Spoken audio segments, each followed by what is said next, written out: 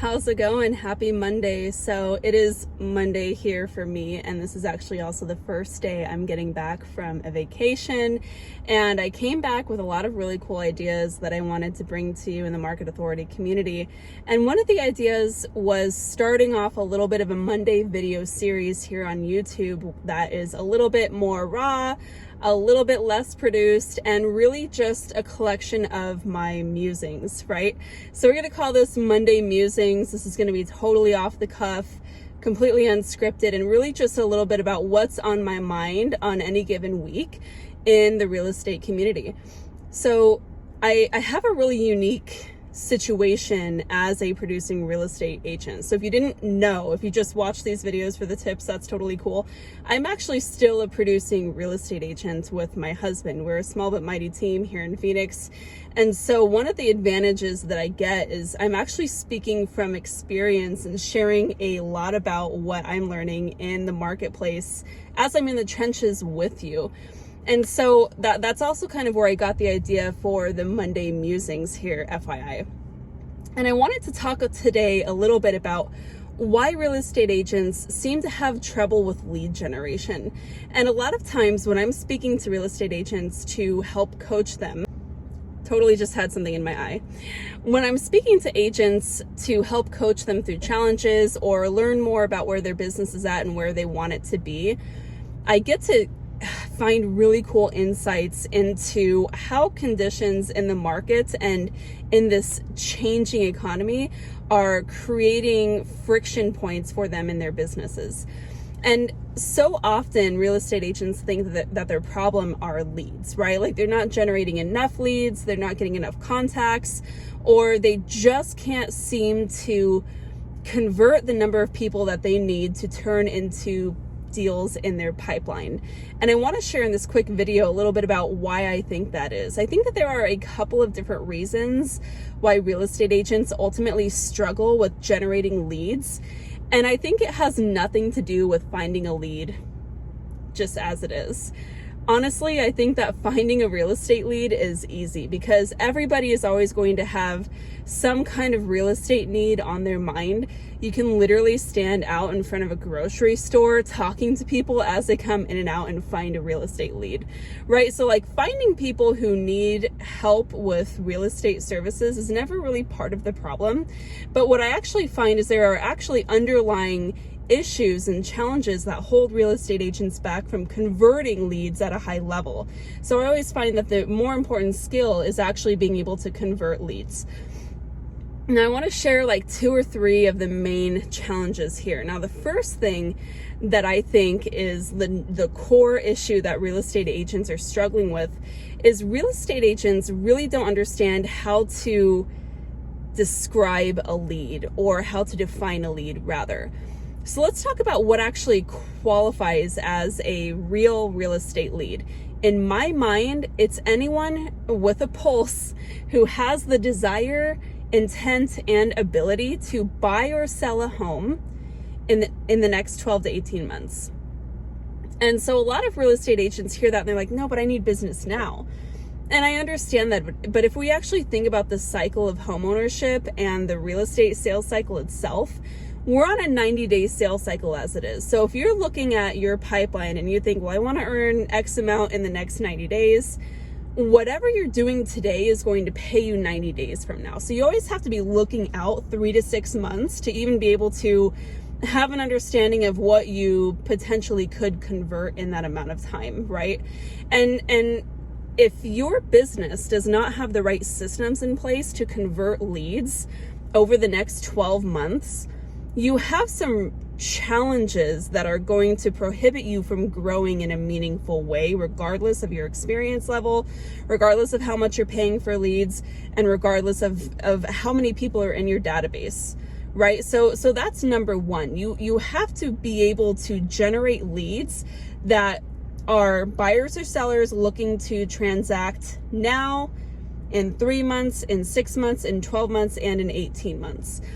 So my favorite clients to work with are the clients who come to me 12 months in advance, because I'm getting to them before their friends and family are referring them. I'm getting to them before they end up falling onto Zillow and start scheduling tours or walking into an open house.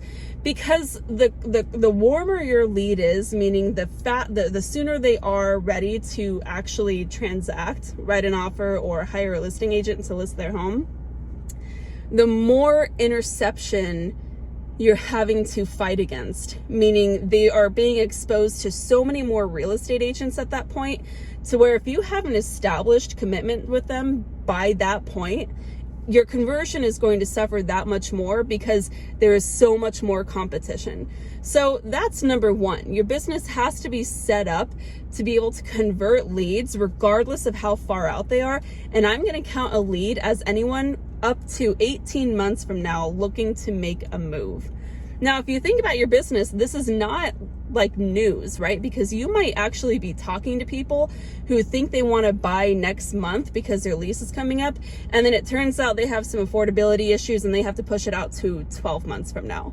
You're already dealing with that. The difference is whether or not you have the systems in place to actually convert them and get that deal 12 months from now. I want to be in business a year from now, and you should too. Now, the second thing that I think is happening here are, because we don't understand what qualifies as a lead so often, real estate agents are afraid to set appointments, and they're really poor at setting appointments in general, because most real estate agents only understand how to do two things: come to your house and put a sign in the yard, or show you houses, right?